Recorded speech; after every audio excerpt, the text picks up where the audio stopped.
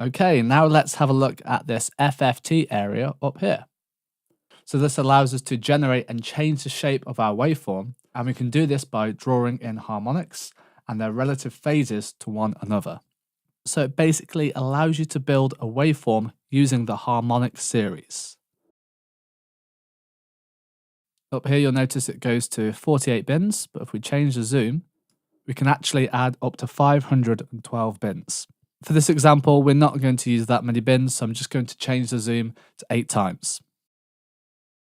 So you can basically just click and drag the first bin to create a sine wave.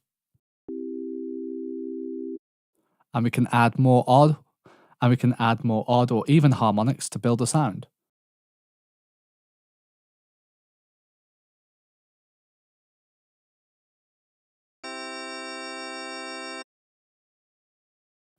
You can also click and drag on a load of them.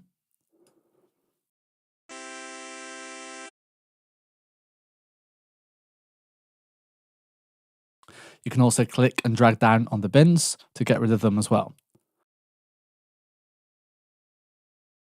And you can also right click and go on clear all. So the lower half here, this allows you to adjust the phase offset for each frequency bin. So you can change the shape by adjusting the phase of the different bins.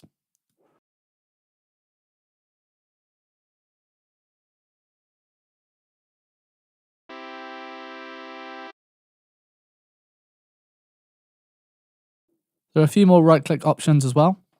You can also clear from a specific bin, so you can clear high frequencies, so from bin 13 to the end.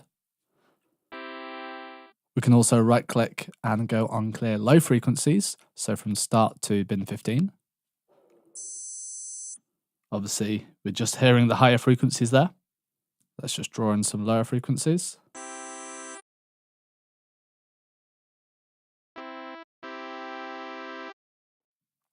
So it can sound a little strange without the fundamental frequency.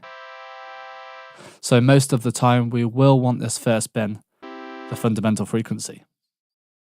We also have some randomize options by right clicking and going onto these randomize options here. We could randomize the low 16 bins if you wish. But like I said, it can sound a little strange without this first bin. You can also repeat the action. This will continue randomizing.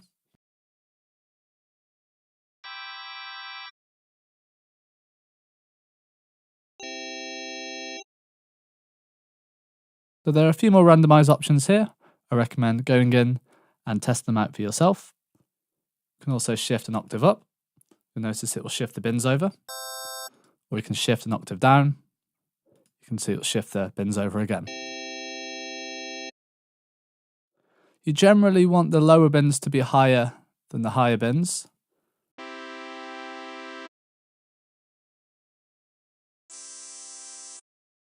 But it really depends on what kind of sound you're after. We can also set a progressive fade. So make the sound a little bit more usable. Just make this a bit more random. So if we right click on here, we can go onto progressive fade. So we could also do a randomize all and then go on to a progressive fade as well.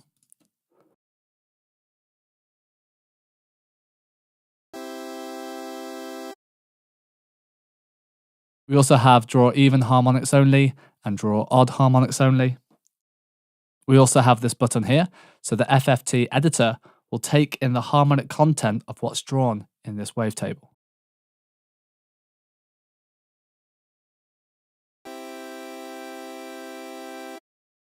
So you can further edit the shape in here.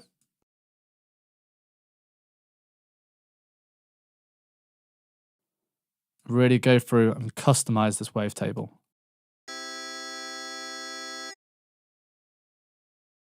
So you can see in real time it updates when we move these bins.